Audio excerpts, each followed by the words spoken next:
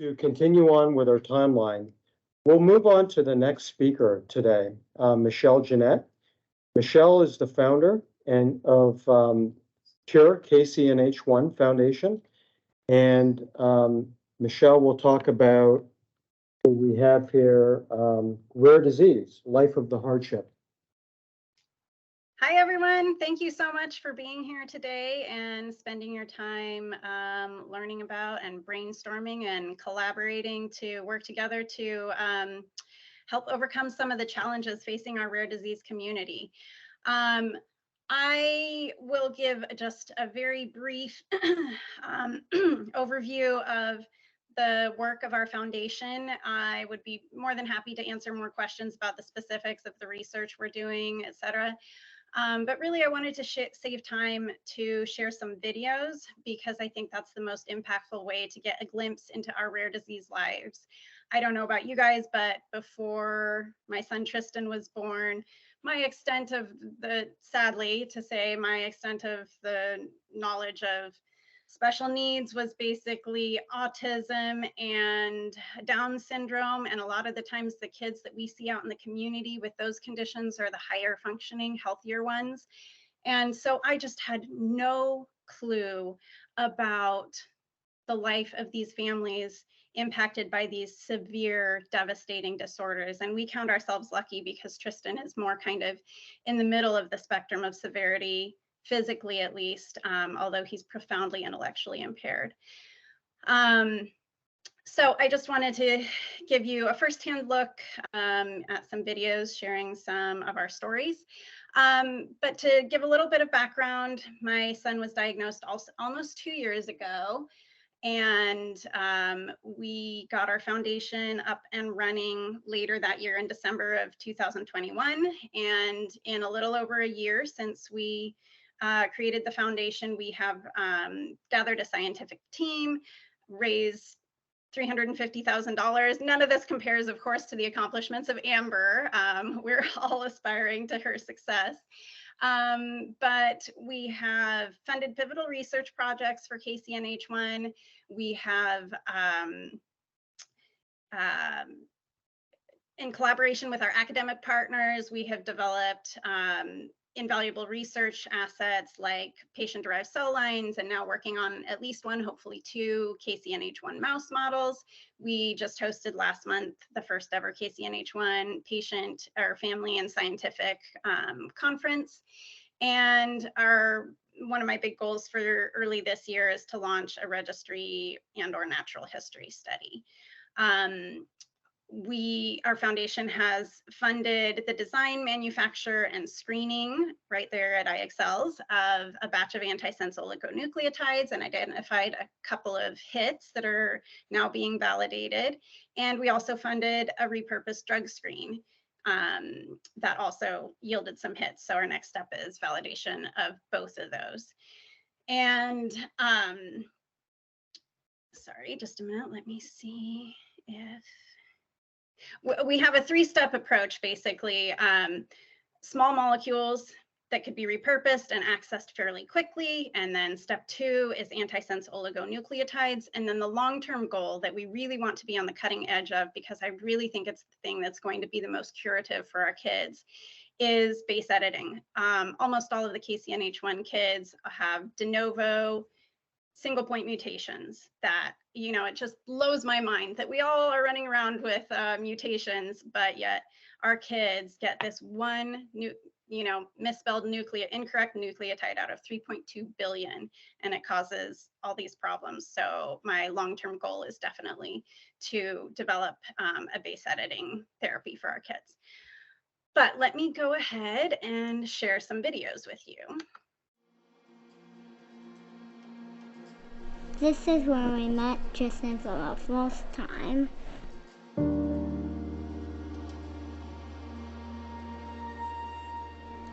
Tristan was born November 26, 2019, the youngest of our 4 boys.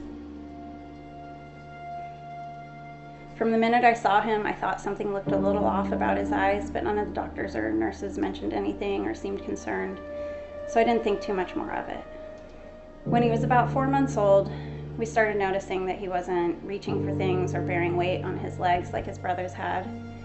So we got him into PT and OT and figured he would catch up, as many children do. He's not that far behind physically, so we were completely unprepared for the severity of the diagnosis.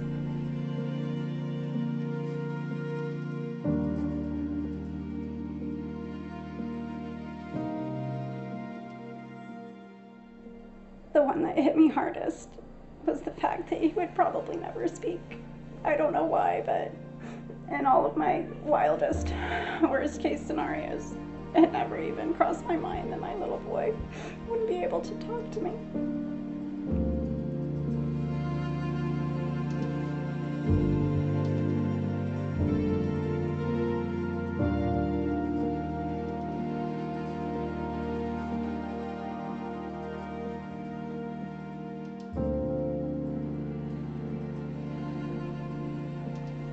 It took a long time for it to start to sink in. That first month, every single day, it was a fresh gut punch.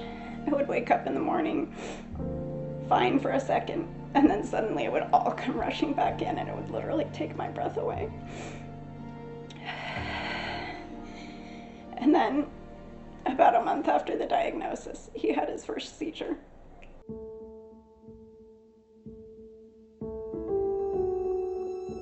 When I pulled up to the house, I actually heard the sirens coming down the street as I came in.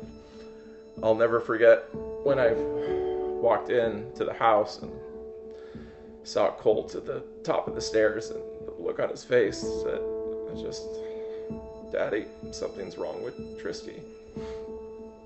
I rushed up the stairs and, of course, fearing the worst and didn't know what I was going to find, and I come in, Michelle's over Tristan, he's on the ground, and she's trying to calm him down, stroking his head and singing to him, and trying to get him to start breathing. And I mean, Michelle was a rock star that day, and the paramedics and the firefighters, they followed me into the house afterwards, and they got him on oxygen and put him in the ambulance and rushed him to the hospital with Michelle. It's just, that's when it all hit me. This is real. Tristan has this life-shattering disorder, and our family's lives will never be the same.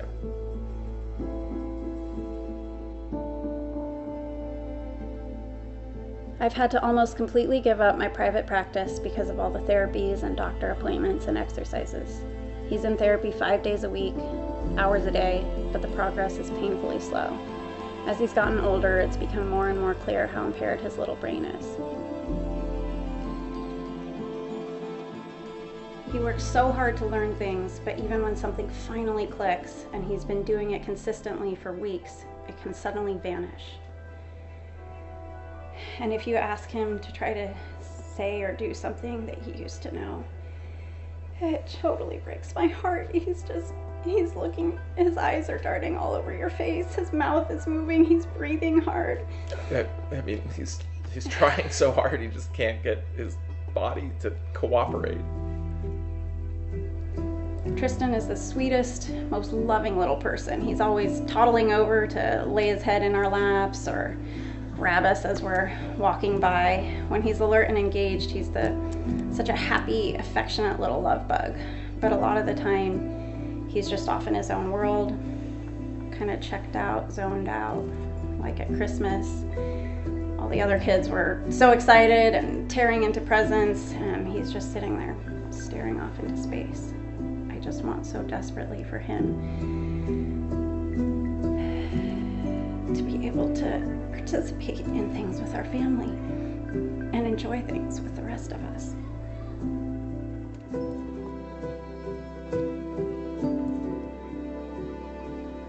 Thinking about the future is pretty overwhelming. I mean, these kids can't ever be left alone. They can't feed themselves. They can't ever even be potty trained.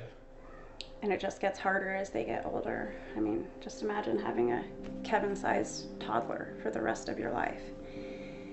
it becomes very difficult to do anything as a family. We see with other families, they try to do something as simple as going to a game, and they end up spending the whole time trying to keep their full-grown kid from grabbing other people's food or climbing over the seats. It would be one thing if these kids were happy and healthy overall, but it doesn't seem like most of them are. Many will go months where they only sleep a few hours a night. Lots of the kids are on anxiety meds for agitation, and some will go through periods where they have hours-long crying spells every day. And of course, it can be impossible to figure out the problem because they can't tell you if they're in pain or what's going on.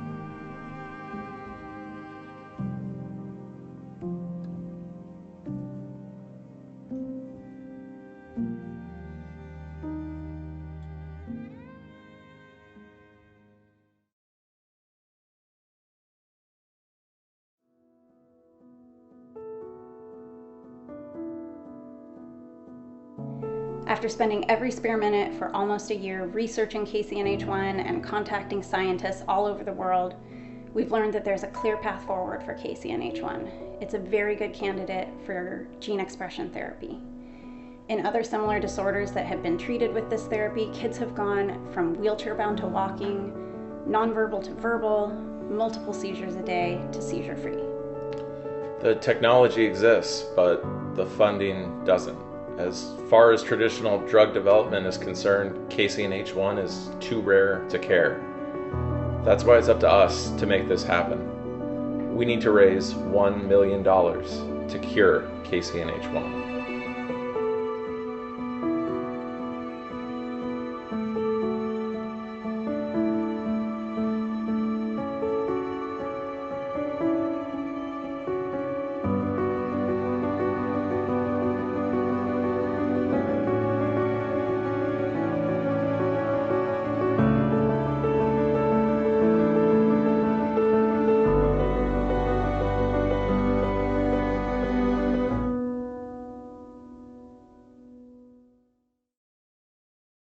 Okay, and I'm gonna go now straight into the next video that I just stayed up all night finishing, that shares kind of little snippets from the many of the KCNH1 families, both the ups and the downs, as I titled my talk, The Hardship and the Hope.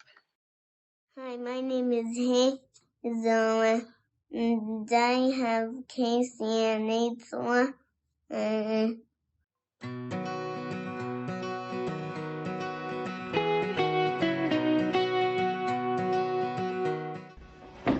you say hi? Say hello. Hi. Hi. Hi. We call him Daddy's tail because he follows him around everywhere. And he's trying to catch up with me because he'd rather be holding my hand. Stella may not be able to walk independently, but she knows how to use her new walker to get what she wants. She even managed to make off with everyone else's coats at school one day. She smiles in the face of adversity.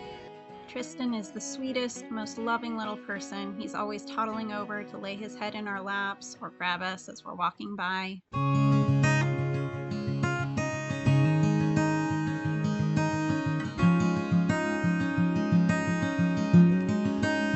KCNH1 affects everything about Joseph.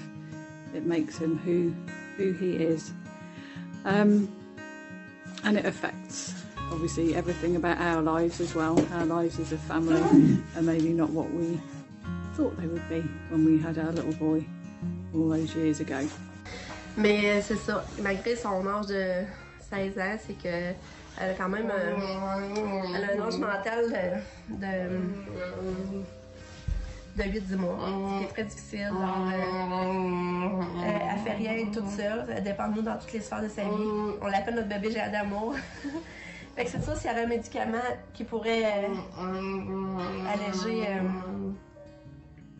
faciliter plus son quotidien, puis notre quotidien, Mais c'est ça, ça serait. J'aimerais vraiment qu'elle ait plus conscience de ce qui l'entoure. Qu'elle puisse nous dire je t'aime, je t'aime, je t'aime, je t'aime. Que j'ai l'impression qu'elle elle nous reconnaît, sa famille. J'ai pas l'impression qu'elle nous reconnaît. Ça, ça me fait de la peine des fois. Tu sais, mettons qu'on va la chercher à l'école, on arrive à l'école, c'est comme si on était des purs étrangers, là. Elle semble même pas nous reconnaître. Ça, je trouve ça difficile. Je trouve ça vraiment difficile. Onun gelişim basamaklarını tamamlayamadığından itibaren hem özel eğitim hem fizyoterapi aldırdık, ancak ilerlediğimiz yol çok uzun bir yol olmadı. Bu yüzden de dünyada yapılan bilimsel çalışmalardan da umudumuz yüksek. Belki geliştirilecek bir ilaç ya da genetik bir tedavi Melih'in yürümesine, konuşmasına ya da farklı bir şekilde iletişim kurmasına.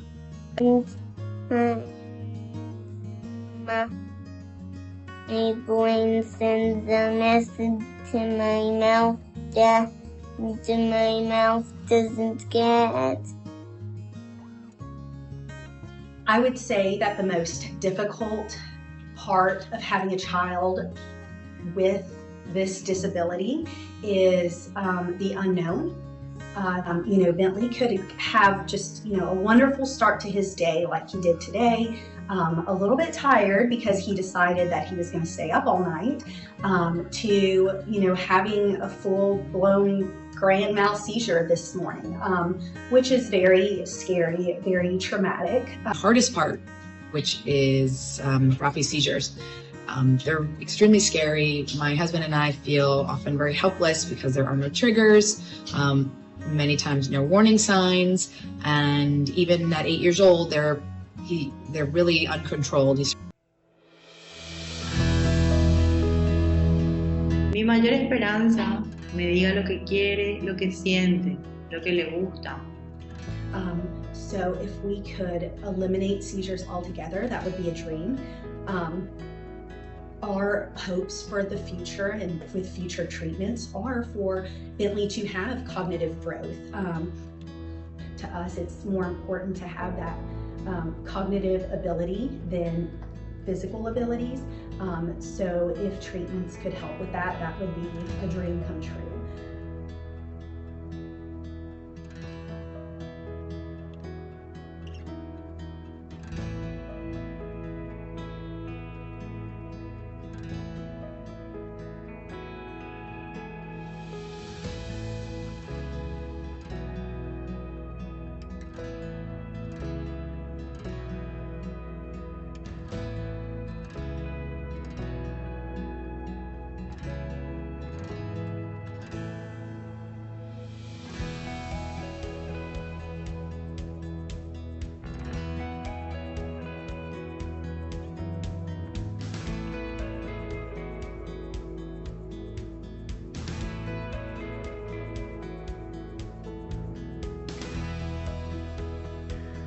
Love for Arisa to be able to understand us and talk to us, but in the end, it doesn't change the fact that she is our sunshine.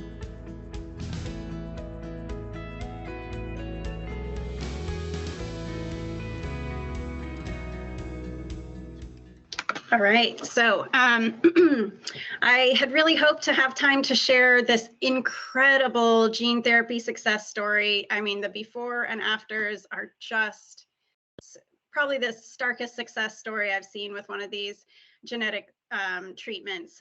But clearly I've run out of time, so we'll have to save that for another time. But it gave me so much hope. This was a little girl who was, imagine one of those super severe KCNH1 kids who can't even hold their head up, going in the span of 2 years to walking, eating solid foods, gaining weight. Finally, her seizure-like symptoms completely disappeared. It was just incredible. So maybe later I'll have a chance to share that.